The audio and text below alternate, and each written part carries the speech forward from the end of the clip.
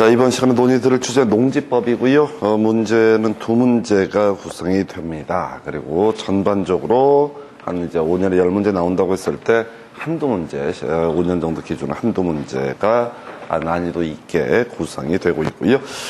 제일 먼저 논의할 주제가 농지 소유 관련해서 경자 유전의 원칙부터 논의를 하겠습니다. 그래서 자, 일단 출발점이요. 우리 헌법성의 원칙 중에 하나가 경자 유전의 원칙이라는 개념이 있습니다. 그래서 이 농지라고 하는 것은 소위 이제 농업 목적으로 농업 경영에 이용하거나 이용할 자가 아니면 이를 소유하지 못한다 해서 좀 단순화시키면 농업 목적일 때만 농지를 소유할 수 있다. 그래서 이게 이제 민법에서 또 등기법에서 이슈가 되는 것 중에 하나가 이 농지에 대한 전세권 설정은 금지가 되게 됩니다. 그래서 농지에 대해서 전세권을 설정한다는 얘기는 이런 식이죠.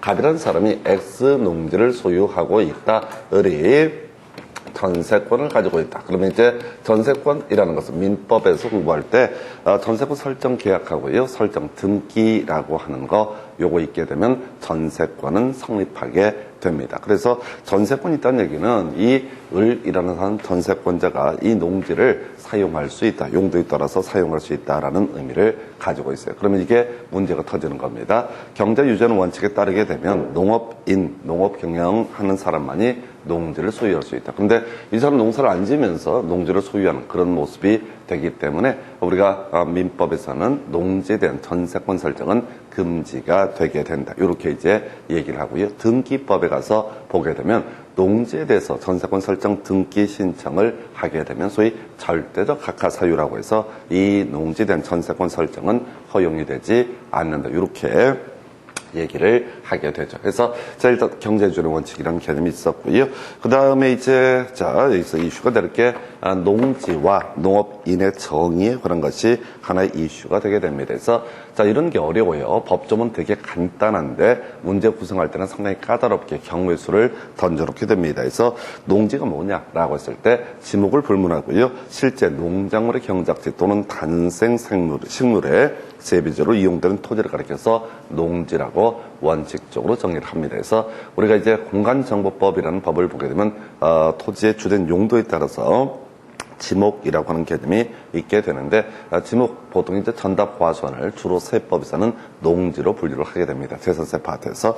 자, 그런데 농지법에서 농지라고 하는 것은 실제 토지 현상을 중심으로 봐서 농작물의 경작 또는 다년생 식물의 재배지로 이용되면 이걸 그냥 농지라고 정의를 하게 됩니다. 그래서 농지가 아닌 것을 보게 되면 초지라든가 그 다음에 조경 목적의 조경 또는 관상용 수목의 재배지는 농지가 아니다. 그래서 이 초지라고 하는 것은 보기에 따라서는 농지로 볼 수도 있어요. 우리가 역시 공간정보법을 보면 목장용지라고 하는 것이 있게 되는데 이 목장용지와 관련해서 이슈가 되는 것 중에 하나가 초지가 조성된 토지의 지목을 목장용지라고 정의를 하게 됩니다. 그래서 하여튼 초지는 농지의 범주에서 빠지게 될 것이고요. 또 하나가 조경 목적의 조경 또는 관상용 수목의 재배지 이렇게 가게 되죠. 그래서 조경 목적이다라고 하는 거 자기 앞마당에다가 정원수 이런 것들을 몇 그루 심어놨다. 관상용 수목을 심어놨다. 이런 것을 가리켜서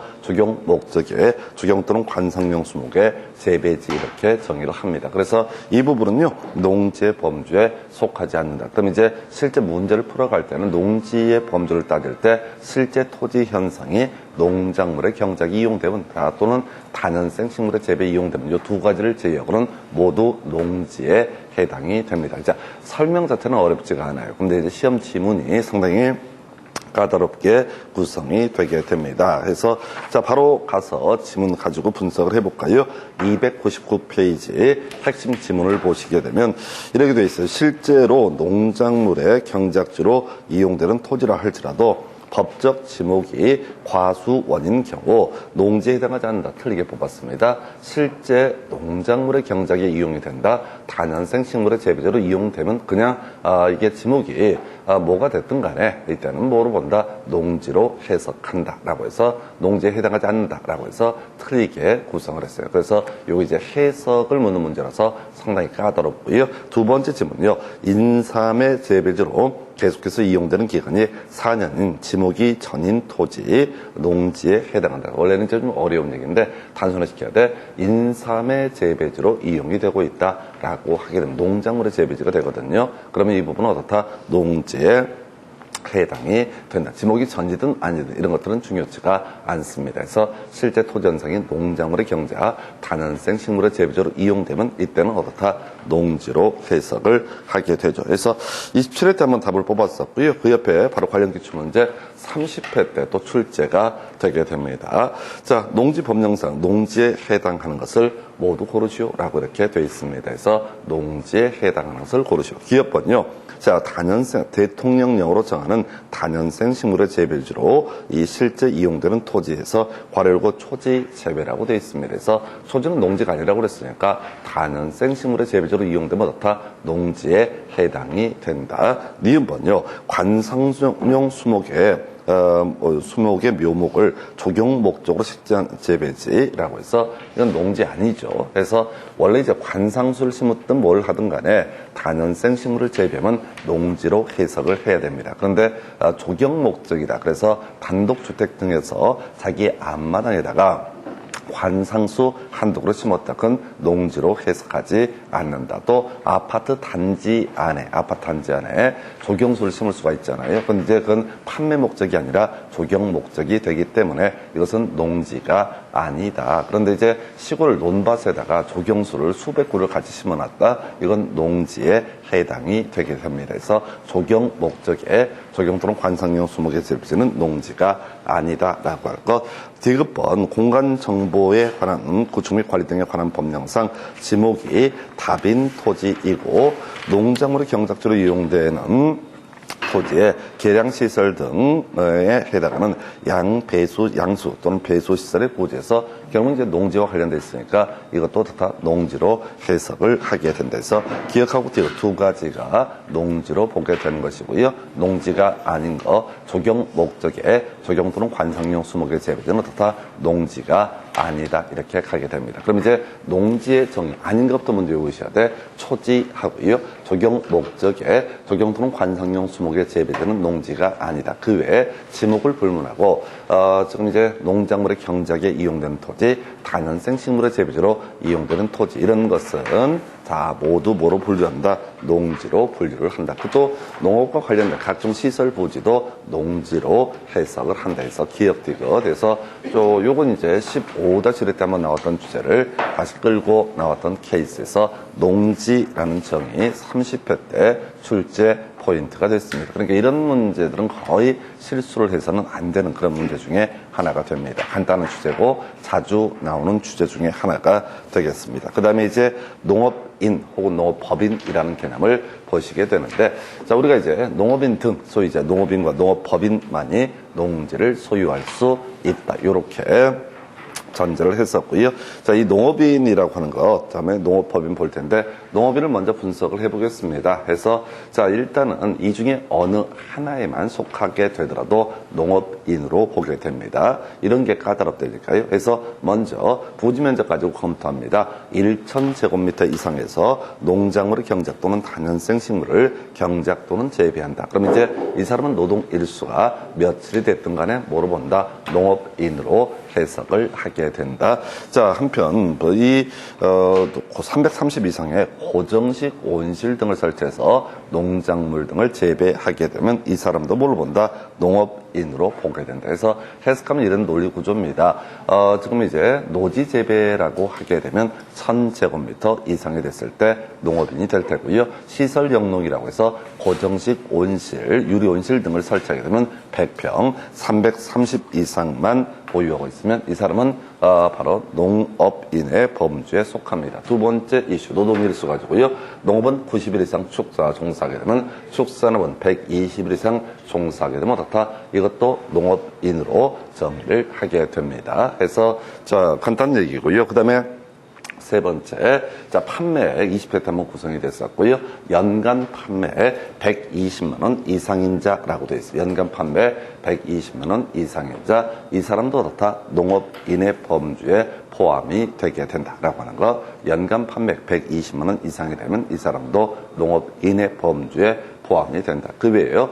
대가축 2두, 중가축 10두, 소가축 100두, 가금 1천수 뭐 이런 것들은 좀 사이드 쟁점인데 하여튼 이런 경우에 해당되더라도 노동 일수가 연간 판매액이 또 소유하고 있는 농지 면적, 제가 경작하고 있는 농지 면적과 불문하고 이때는 농업인으로 본다. 그 다음에 이제 꿀벌 10군 이상, 제일 마지막에 구성됐던 게 꿀벌 10군이 한번 출제가 됐어요. 법조문 순서상 제일 뒤에 숨어 있는 게 꿀벌 10군이거든요. 그래서 벌통 10개 이상을 확보해서 자, 꿀벌을 키우게 되면은 이것도 다 농업인의 범주에 속한다. 해서 이 소리를 갈 때 이런 식이죠. 부지 면적 기본이 1000제곱미터 이상, 그 다음에 일정한 경우 고정식 온실 등은 330 이상. 노동은요.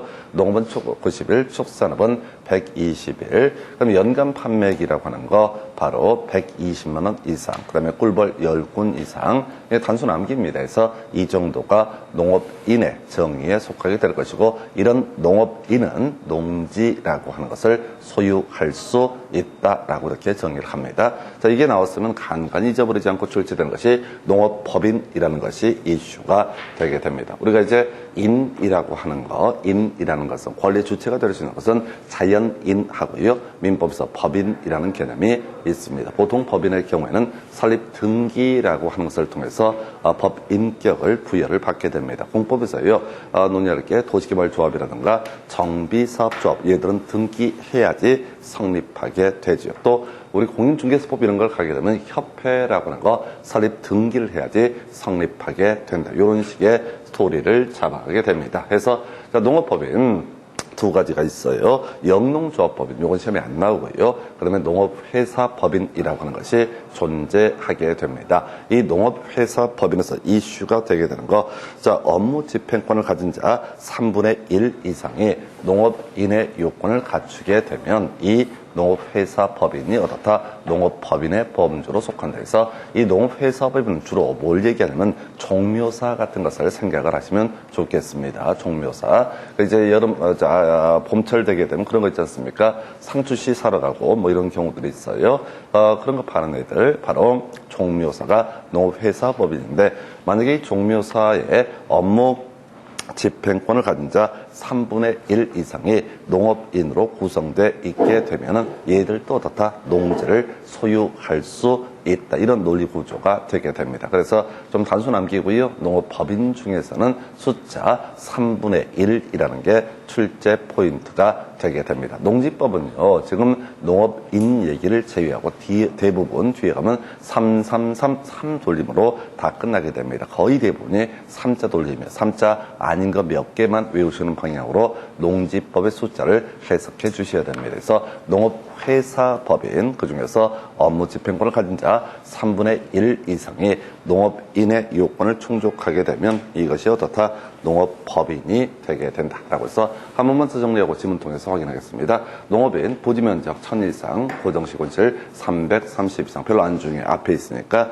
노동일수 농업은 90일, 축산업은 120일, 연간 판매액 120만 이상, 꿀벌 10군 이상을 보유한 자, 농업회사 법인 중에서 업무 집행권을 가진 자 3분의 1 이상의 농업인의 요건을 충족을 하게 되면 이것도 농업법인으로 보고 얘들도 바로 농지를 소유할 수 있다. 이런 식의 스토리를 잡습니다. 그래서 여러분 교재 300페이지 핵심 지문부터 확인을 해보겠습니다. 3000제곱미터의 농지에서 스톱, 더 이상 갈 것도 없어요. 자, 우리 1000제곱미터 이상의 농지를 소유하고 있으면 뭐가 된다? 농업인이 되게 된다. 뒤에 노동일수 따져 물을 필요도 없고요. 1000제곱미터 이상이게 되면 어떻다? 농업인의 범주에 속한다라고 할 것. 자, 그 다음에 두 번째 지문이요. 소가축 80두를 사육하면서 1년 중 150일을 축산업에 종사하는 개인 농업인에 해당한다 해서 자, 앞에서 대가축 2두, 중가축 10두, 소가축 100두, 그 다음에 지금 가금 1천수 이런 식의 숫자 있었고요. 그래서 앞에 소가축 80두만 하게 되면 이건 소위 이제 농업인의 범주로는 볼 수가 없습니다. 근데 뒤에 1년 중 150일을 나와 있죠. 농업은 90일, 축산업은 120일 이상이 되게 되면 농업인에 해당되게 된다. 그래서 농업인의 정의 살펴드렸고요. 그 밑에 관련 기출 문제 볼까요? 농지법령상 농업에 종사하는 개인으로서 농업인에 해당하는 자는 이라고 되어 있습니다. 첫 번째 답은 1번이었고요. 꿀벌 10군을 사육한다. 그러면 이건 농업인의 범주에 속하죠. 그래서 법조문 순서상 제일 뒤에 숨어 있는 게 꿀벌 10군이라고 하는 것이 있겠고요. 꿀벌 10군 이상. 이것도 농업인. 답은 1번이고요. 2번. 가금은 1000수가 돼야 되고요. 그 다음에 축산업은 120일 이상, 연간 판매 120만 원, 그 다음에 농지 330제곱미터 이상의 비닐하우스. 자, 아까 우리 고정식 온실 등은 얼마? 330이 돼야 되죠. 근데 300이라고 해서 농업인의 범주에 속하지 않는다. 이렇게 갑니다. 그래서 지금 이 중에서 지금 나왔던 것 중에서 지금 이제 최근에 나오지 않았던 게 농업회사 법인이라고 하는 개념. 이 농업회사 법인이라고 하는 거 업무 집행권을 가진 자 3분의 1 이상이 농업인으로 구성된 농업회사 법인이라고 것은 농업법인의 범주에 속하게 된다. 이렇게 정리를 할 수가 있겠고요. 그래서 이제 농업인하고요, 농업법인의 정리까지 보셨습니다. 그 다음에 이제 검토 드리죠. 이게 이제 어렵다는 게 단순 암기예요. 단순 암기이기 때문에 본인이 시간을 내셔서 그냥 외우는 수밖에 없습니다. 자, 그리고 이런 것들은 뭐 특별하게 어렵고 쉽고의 문제는 아니거든요. 그래서 하여튼 이렇게 보셨고, 그 다음에 이제 경자 유전의 원칙에 배제라고 하는 개념을 설명을 드리겠습니다. 자, 앞에서 본 것처럼 농업인, 농업법인 등 농업인 등만이 농지를 소유할 수 있다. 이게 이제 기본 틀인데요. 우리 농지법에서는 이런 경자 유전의 원칙에 예외라고 하는 것을 규정을 해놓고 있습니다. 그래서 이 경자 유전의 원칙의 배제라고 해서 자, 이 농지법에서만요, 이 경자 유전의 원칙의 예외를 결정을 할 수가 있는데 사실은 되게 많아요. 근데 다 외울 수는 없고요. 스토리를 이렇게 가야 돼. 공적 주체라고 하는 사람은요, 경자 유전의 원칙에도 불구하고 농업 목적이 아니라고 할지라도 농지를 무제한 소유할 수 있다 해서 국가, 지자체, 농어촌 공사까지. 자, 그래서 이제 문제 구성할 때 가끔 그런 게 나왔어요. 이 한국토지주택공사라든가 지방공사라고 하는 거, 이런 것들을 가지고 구성을 하게 되는데, 이 토지공사나 지방공사는 농사 짓는 애들이 아닙니다. 이게 어려운 게 우리 공법이라고 하는 법 6개가 될 텐데, 거기서 토지공사, 지방공사는 항상 공적인 주체, 건물 짓고 도로 만드는 애들, 이런 의미를 가지고 있는데, 농지법에서는 공적인 주체의 범주에 한국농어촌공사는 포함이 되지만은 자, 토지주택공사나 지방공사는 공적 주체가 아니다. 정리하면 국가, 지자체, 한국농어촌공사, 이런 애들은 농업 목적이 아니라고 할지라도 공적인 목적이기 때문에 경자 유전외 원칙에도 불구하고 무제한으로 농지를 소유할 수 있다. 이렇게 스토리를 잡아가게 됩니다. 그 다음에 이제 또 하나가 규모 제한이 있으면서 경자유전의 원칙에 예외에 해당되는 것. 자, 19회도 마지막 구성이 됐고요. 이건 거의 상식에 관한 문제로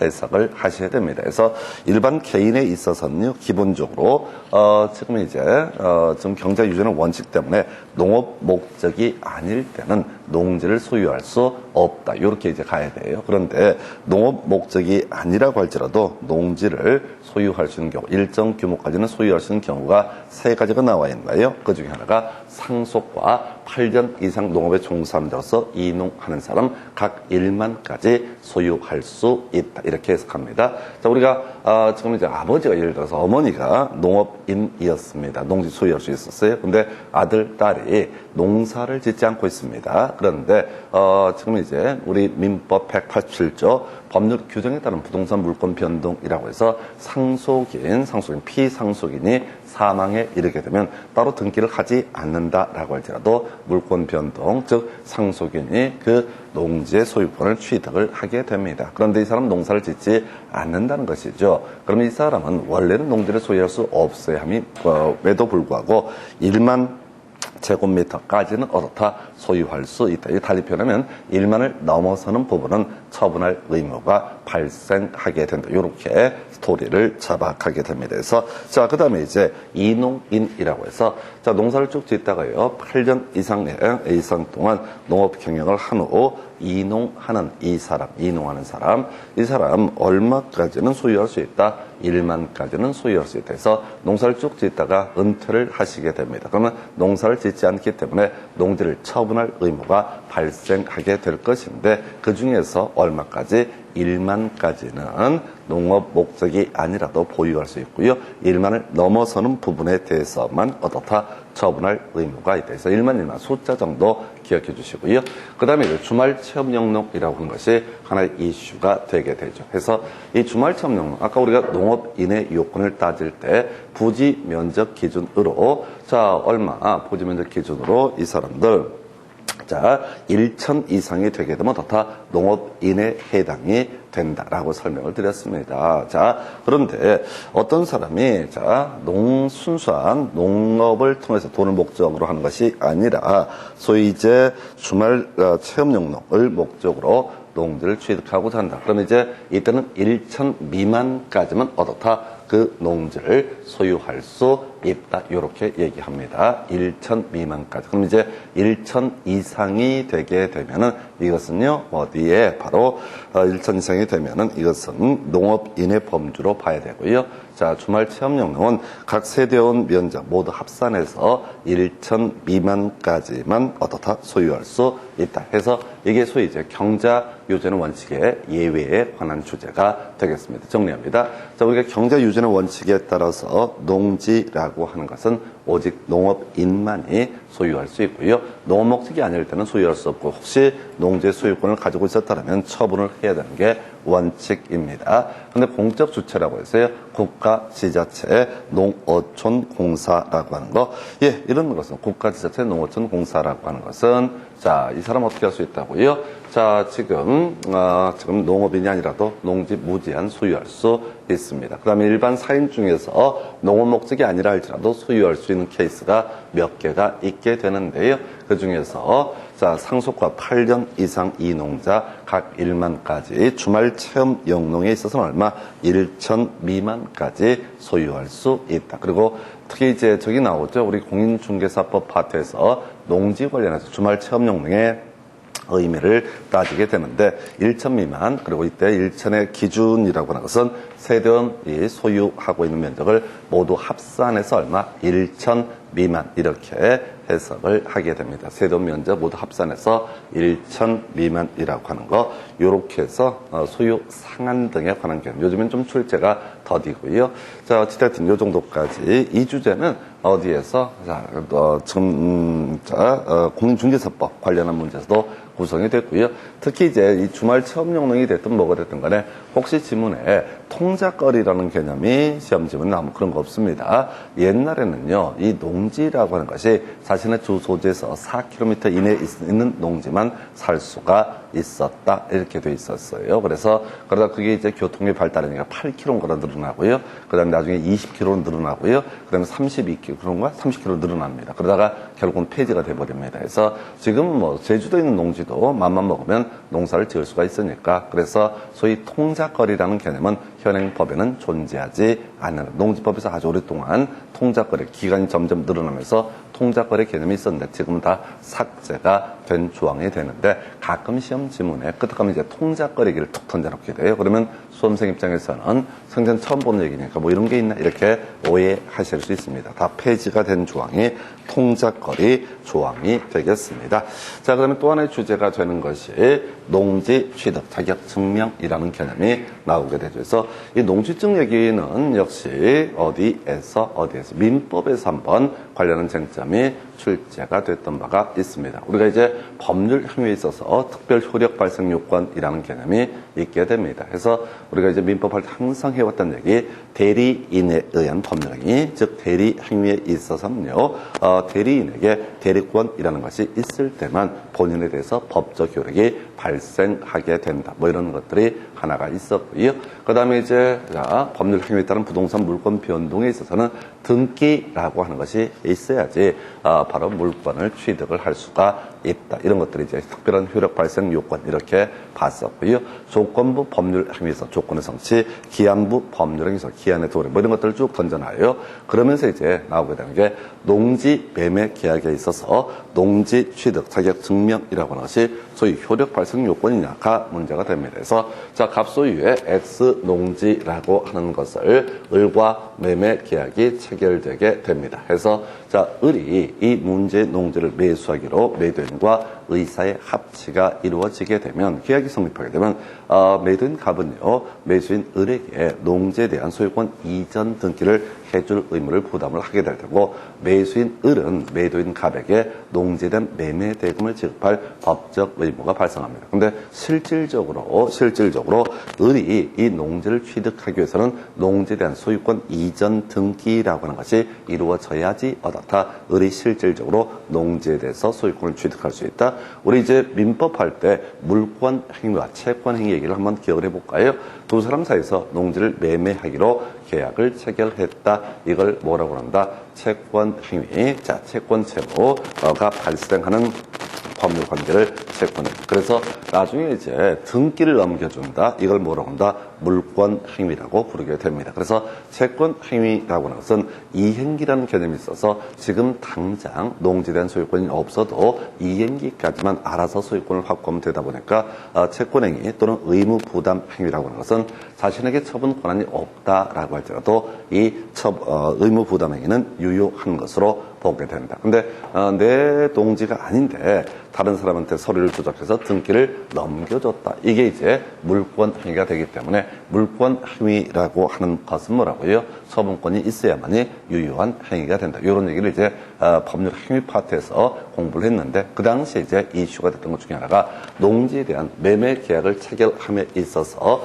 농지 취득 자격 증명이라는 게 소위 효력 발생 요건에 해당이 되느냐가 이슈가 됐었고요. 예, 그래서 자 이것은 효력 발생 요건에 해당되지 않는다. 뭔 소리냐면 갑과 을 사이에 X 농지에 대한 매매 계약을 체결했을 때 을이 매수인이 현재 농지 취득 자격 증명이라고 하는 것을 발급받지 아니한 상태라고 할지라도 그 계약 자체는 어떻다? 유효한 것이 되게 된다. 다만 나중에 소유권 이전 등기를 함에 있어서 을이 농취증을 첨부하지 못하게 되면 이때는 소유권 이전 등기가 이루어지지 않게 됩니다. 그럼 그 다음 문제고요. 일단은 농지 매매 계약에 있어서 농지 취득 자격 증명이라고 하는 것은 효력 발생 요건에 해당하지 않는다. 이렇게 일단 하나 보셨고요.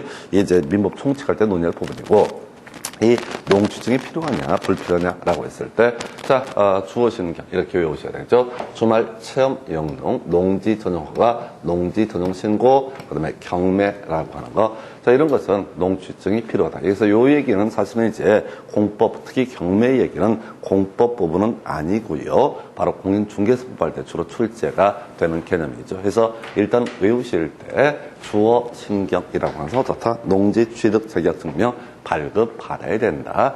주어 신경이라고 하는 것은 농지 취득 자격 증명 발급 받아야 된다. 이런 논리구조. 주어 신경 목적일 때는 농취증을 발급 받아야 된다. 왜? 우리 이제 농지법은 주로 농지를 취득하고자 할 때 기본적으로 농지 취득 자격 증명을 발급 받아야 된다라는 전제하에서 법에서는 대부분 농취증을 발급받지 않고도 농지를 취득할 수 있는 경우 수를 쭉 나열을 하게 됩니다. 그래서 어떻다고요? 주어 신경 어떻다? 농취증을 발급받아야 된다. 해서 좀 분석을 해볼까요? 아까 주말 체험 영농이라고 하는 거 1천 미만까지 새로운 전부 합산 면적 1천 미만까지 주말 체험 영농 목적으로 농지 취득할 수가 있다. 이런 얘기 했었고요. 그래서 이 주말 체험 영농 목적일 때도 농지 취득 자격 증명이라고 하는 것은 발급받아야 된다. 논리는 그런 식입니다. 사람들이요, 이 주말 체험 영농 목적으로 농지를 매수해놓고 실제로 농지에서 투기를 하는 경우가 발생할 수 있습니다. 그걸 막기 위해서 이 농지 취득 자격 증명은 별거 아니고요. 그 마을에 이장이라는 분이 있어요. 그래서 이장님한테 가서 도장 하나 받아오는 겁니다. 그러면 이제 그걸 첨부해서 시구 면수사무소 가서 그 제시하게 되면 이 사람은 농업 목적이다라고 하는 농지 취득 자격 증명이라는 자격증을 주게 됩니다. 그래서 자 우리가 농지에 대한 투기 등을 막기 위해서 주말 체험용 농업 목적으로 소규모로 농지를 매입하는 경우가 있을 거란 얘기죠. 그때도 농지 취득 자격 증명은 발급받아야 된다. 이런 논리 구조고요. 그다음 농지 전용 허가를 받은 농지 취득, 농지 전용 신고를 한 농지 취득 용어 보셔야 되는데 우리가 농지의 전용이라고 하는 것은요. 농지의 전용이라고 하는 것은 농지를 농업 용도가 아닌 다른 용도로 영원히 바꿔 쓰는 것을 뭐라고 한다? 농지의 전용이라고 부르게 됩니다. 자, 농지 전용이라고 하는 건 뭐라고요? 농지를 농업 용도가 아닌 다른 용도로 영원히 바꾸는 것을 뭐라고 한다? 농지의 전용이라고 부르게 됩니다. 자, 그런데요. 지금 농지 전용 허가를 받았습니다. 농지 전용 신고를 했습니다. 라고 되어 있어요. 자, 그러면 이것을 농지를 농업 용도가 아닌 다른 용도로 쓰겠다라고 해서 원칙적으로 개인은 허가 받아야 되고요. 사안이 좀 경미하면 신고하면 된다. 이렇게 되어 있어요. 근데 문제는 말이에요. 지금 농지 전용 허가를 받은 농지입니다. 농지 전용 신고를 한 농지입니다. 그럼 얘는 농지입니까? 아닙니까? 라고 했을 때 우리 앞에서 농지가 뭐라고 그랬어? 자, 실제 토지 현상이 농작물의 경자 혹은 관연생 식물의 재배지로 이용되는 토지는 뭐가 된다? 농지라고 정의를 했습니다. 자, 그럼 정리해 볼까요? 농지 전용 허가를 받은 농지입니다. 농지 전용 신고를 한 농지입니다. 이건 농지입니까? 아닙니까? 현재 스코어 아직은 농지에 해당이 되게 됩니다. 아직 전용이 돼버리면 그건 농지가 아니거든요. 근데 농지 전용 허가만 받은 상태, 농지 전용 신고만 한 상태, 아직은 어떻다? 농지다. 그래서 이 토지, 농지를 취득하려면 당연히 어떻다? 농지 취득 자격 증명이라는 것을 발급받아야 된다. 이런 논리구조. 이에 대응해서요. 자, 이게 뭐 나올 일은 아닌데 농지 전용 협의라는 개념이 있습니다. 농지 전용 협의라는 개념이 있게 되는데 이건 이런 식으로 이제 가게 되는 거야. 자, 우리가 이제 개인의 경우에는 자, 허가나 신고의 문제고요. 공적인 주체의 경우 협의라는 표현을 씁니다. 그래서 농지 전용 협의를 한 농지 취득이다. 이런 식의 논리 구조는 어떤 의미로 해석을 해야 되냐면 협의라고 하는 것은 이건 공적인 주체가 농지를 취득한다라는 의미를 내포하고 있습니다. 다시요. 자, 농지 전용 협의라고 하는 것은 농지를 농업용도로 쓰지 않겠다라고 공적 주체가 시군구청장 또는 농림축산식품장으로 쇼부를 친 겁니다. 아직은 농지입니다. 근데 농지 전용 협의를 한 농지를 일반 개인에게 팔지는 않거든요. 공적인 주체끼리 사고 팔기 때문에 이것은 아예 어떻다? 공적인 주체니까 농취증 자체가 필요가 없다. 이런 식의 논리구조. 그래서 일단은 뭐 외우는 방법은 주어 신경에서 허, 신 이렇게 설명드렸고요. 그러면 마지막 경매라고 하는 것. 자, 어떤 물건이요. 이 X 농지가 예를 들어서 을이 저당권을 설정을 하고 농지 저당권을 설정한 상태다. 그래서 갑이 을한테 돈을 갚지 않게 되니까 을이 경매를 붙입니다. 그래서 이 을 X 농지를 병이라는 사람이 낙찰을 받게 됩니다. 그런데 이제 뭐가 됐든 간에 자, 우리가 농지를 취득하려면 뭐가 필요하다? 농지 취득 자격 증명이라는 것이 필요하다. 이런 논리 구조이고요. 그래서 지금 이제 경매에서 농지를 낙찰받은 사람은 매각대금을 다 낼 때, 매각대금 내는 그 시한까지 어떻다? 농지증을 제출해야지 어떻다? 돈만 낸다고 해서 농지에 대한 소유권을 취득하는 것이 아닙니다. 일반적으로는 경매에서는 매각대금을 완납하게 되면 어떻다? 소위 소유권을 취득을 하게 되는 거죠. 그런데 농지는 따로이 뭐를 또 제출해야 된다? 바로 농취증이라는 것을 제출해야지 어떻다? 바로 이 농지를 완벽하게 낙찰을 받을 수 있다. 그래서 경매 관련해서는 입찰을 할 때 농취증을 제출하는 것이 아니라 1등이 될지 2등일지 알 수가 없잖아요. 그래서 1등 됐을 때 그때만 어떻다? 바로 매각대금 완납 기한까지 그때 뭘 하면 된다? 바로 농취증을 제출하면 된다. 그래서 이제 외울 게 농취증이 필요한 경우 4가지로 끊어버리십니다.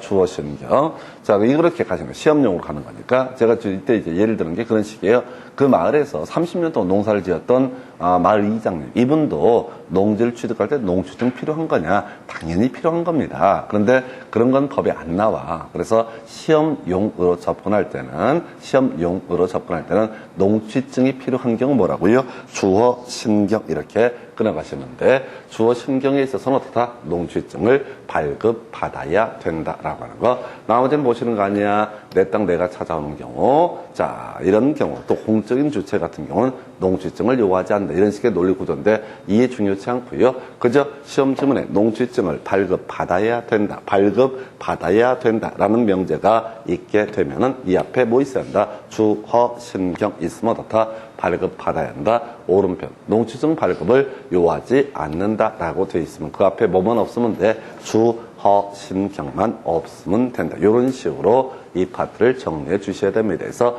주어, 신경이라고 하는 거 농취증을 발급받아야 된다. 이렇게 개념을 정리해 보고요. 교재 302페이지.